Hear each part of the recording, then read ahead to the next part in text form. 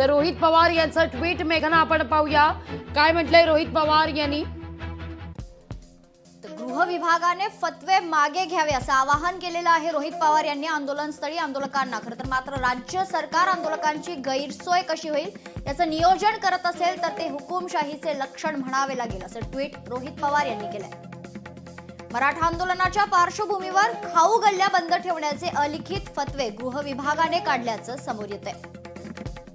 आझाद मैदानावर पिण्याचं पाणी, स्वच्छतागृहे यासारख्या कोणत्याच मूलभूत सुविधा सरकारने उपलब्ध करून दिलेल्या नाहीत। यांना त्या मार्गाने दगाफटका करण्याचा डाव आखत असेल तर सरकार मोठी चूक करत आहे असं देखील रोहित पवार म्हणतात। आंदोलनस्थळी आंदोलकांना सुविधा उपलब्ध करून द्यायच्या असतात, हेच लोकशाहीचे खरे तत्व आहे। तर रोहित पवार यांचं ट्विट आपण पाहिलंय, गृह विभागाने फतवे मागे घ्यावं असं आवाहन करतो रोहित पवार यांनी केलेलं आहे। लोकशाही मराठी ऐका, पहा, जागरूक रहा।